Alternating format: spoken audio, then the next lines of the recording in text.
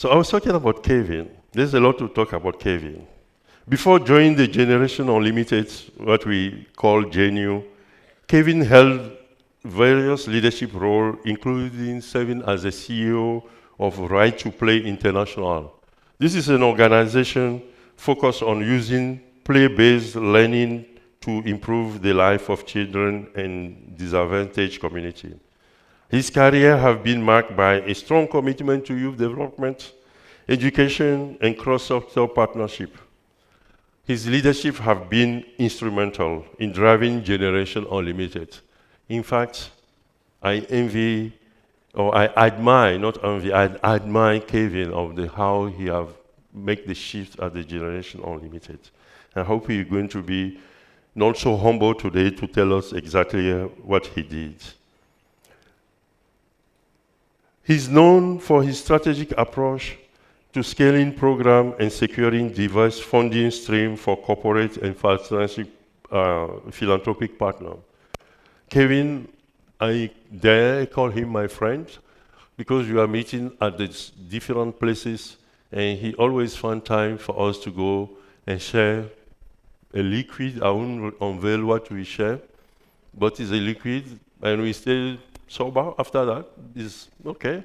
And we talk, and we discuss. We're going to do the same tonight, Kevin. Welcome, Kevin.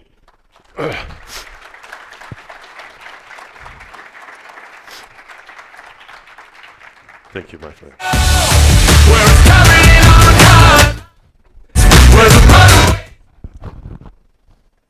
Here's Kevin, here's the guy.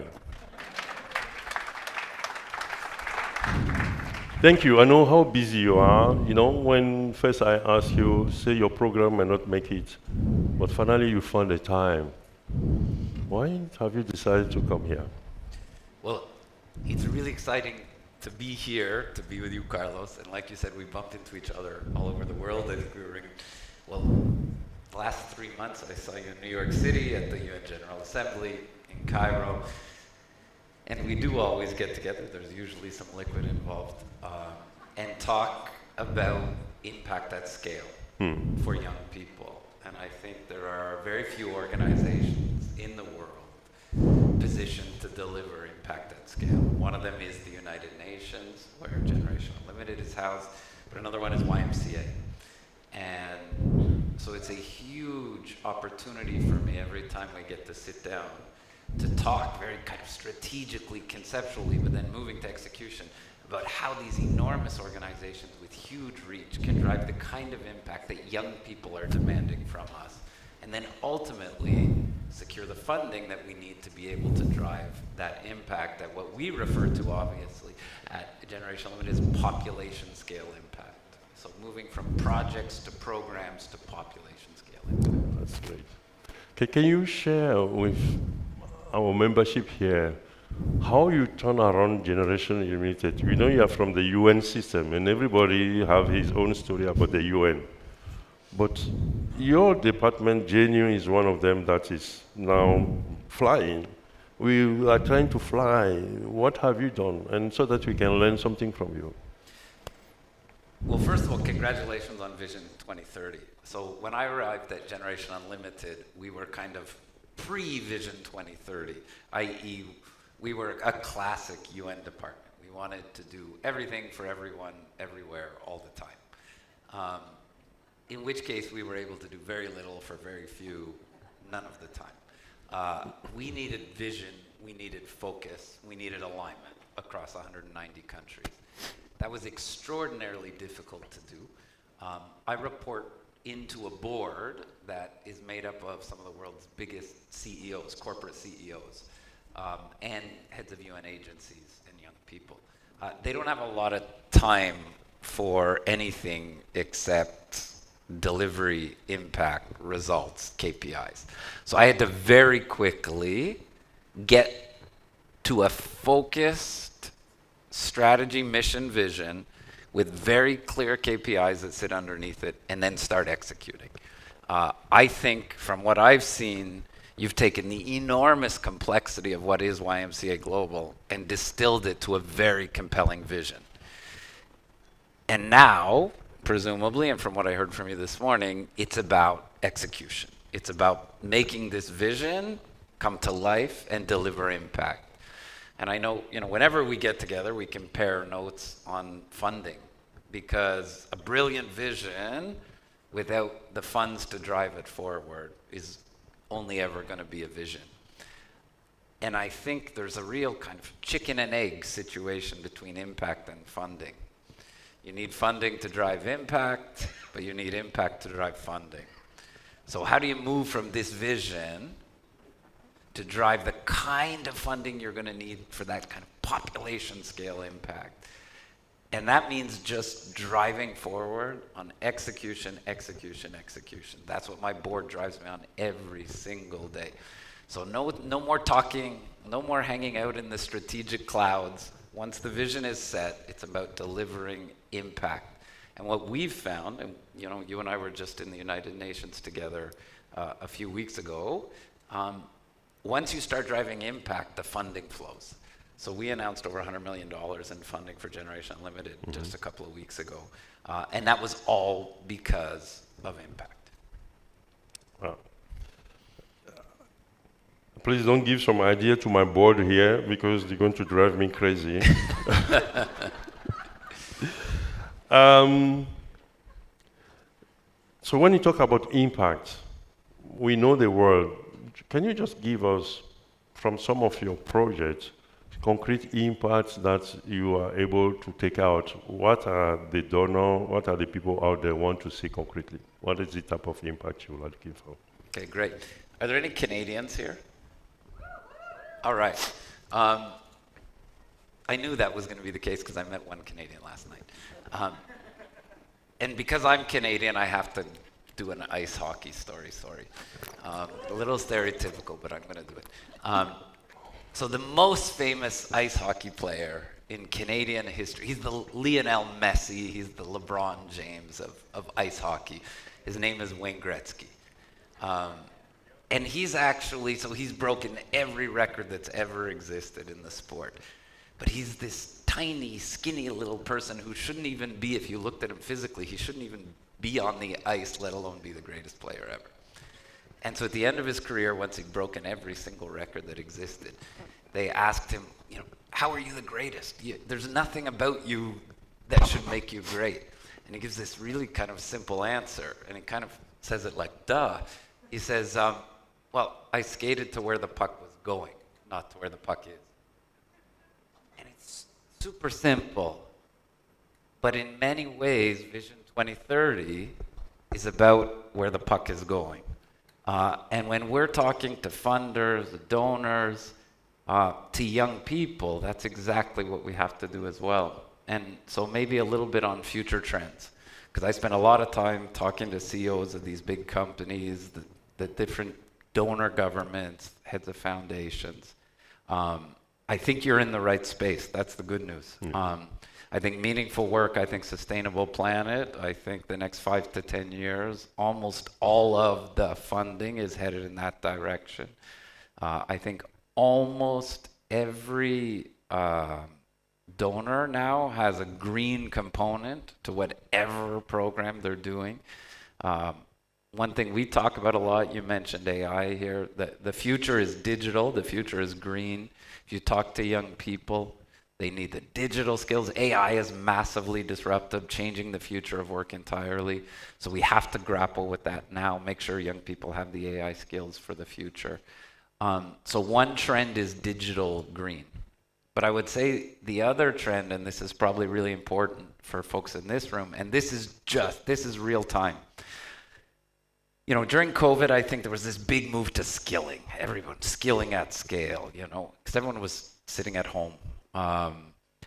But there's some donor fatigue right now around skilling. And I would say even more importantly than the donors is there's some fatigue among young people. On this continent, they often refer to it as capacitation. I can't tell you how many young people I've talked to say, please stop capacitating me. I don't need another certificate for my wall. I need a job. I need a livelihood. That is the hardest. That's the highest bar I'm just coming off a board meeting in New York City where we are moving from skilling at scale to livelihoods. Because that's what young people need. That is where the funding is going. That is real impact. So I think it's critically important to be aware of that trend, get ahead of that trend, because you design very different programs. If you're just going to skill and give a certificate at the end, in some ways it's a low-hanging fruit. Everyone in this room knows how to do it. Bring everyone in, bring in an expert, do some classes, give a certificate. It is far, far harder to accompany that young person all the way to employment or an entrepreneurial startup. And you design a very different program if at the start you're designing with the success metric that is a job versus a certificate of completion and an evaluation. So I think as you design going forward for 2030, put what young people care about the most as the finish line, and that is a job or an entrepreneurial startup. So let's talk about ecosystem, because in all your work is not just one private-public partnership, etc. In terms of the trend, how do we bring the ecosystem? Who is in your ecosystem, and how do you think YMCA could be part of your ecosystem? Well, yeah, YMCA is one of our great ecosystem partners, and you know, Carlos, you and I over the last few months have been talking. We hope to have some announcements coming out in the next few months about work that we can do specifically in the green and entrepreneurial space together. So as my kids like to say, watch this space. Do I need this? Hopefully we have something really exciting to announce together. What I'll say about ecosystem more broadly is a lot of organizations, same thing about the UN, we're very disruptive within the UN what we're doing because our essence is partnership. We have an extraordinary convening power. It was a secret power, I think. We didn't know how well we could convene. I think YMCA, we've started to talk about this, probably has a similar convening power. It's got a huge, trusted global brand that people, organizations want to be associated with. So we bring together some of the world's biggest companies. You know, you see them at our Global Leadership Council, CEOs of the Accentures and the SAPs and the Microsofts and the PwCs, different UN agencies, leaders of civil society together with young people. And what we try to do is actually build consortiums that bring the skills of all of the different ecosystem players together to drive impact at scale and ideally population scale impact. I think too often in organizations like the UN, maybe YMCA, I don't know, we get stuck looking what I would call down and in, because the gravitational forces of the organization are all about our processes, our programs, how we operate, who's doing what internally. But if you want to be bold and big and get to that 2030 vision, you need to look up and out. And you need to bring in an ecosystem of partners to get there. I think YMCA has a superpower as well. You can be a convening force in your communities. You are a trusted brand. People do want to be associated with you. And maybe the last thing I'll say about ecosystem, and this is critical, especially on two of your pillars, meaningful work and sustainable planet. The private sector has the knowledge you need, they have networks, and they have funding. They want to work with you. If you actually think about meaningful work, how could you do anything on meaningful work if you're not partnering with the private sector? So you've got to get beyond the walls of YMCA in this case, or UN in our case, and partner deeply with the private sector in your communities globally. That means people, that means technology, that means their money, their know-how, their training. So I would advocate for really deep partnership. The same goes for green.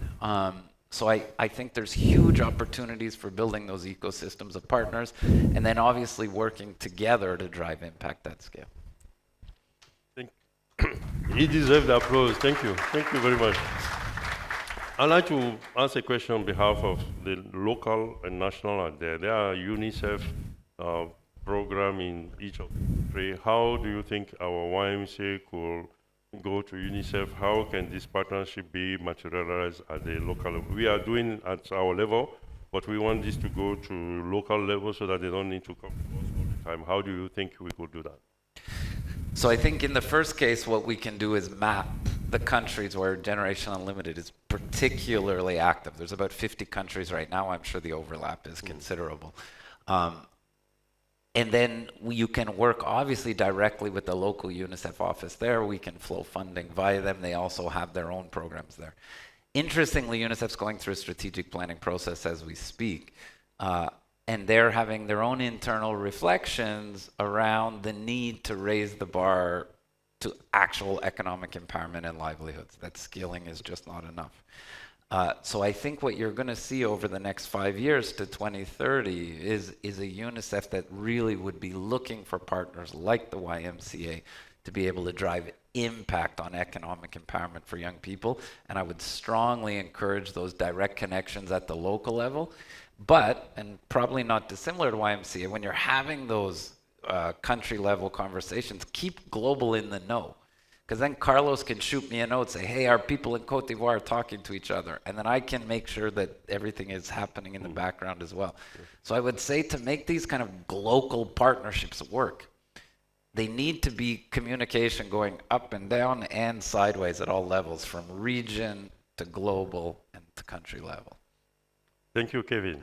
Thank you for your time. Thank you for being here. Let's meet tonight. Okay. Thank you so much. Thank you. All right. Thank you. Bye-bye.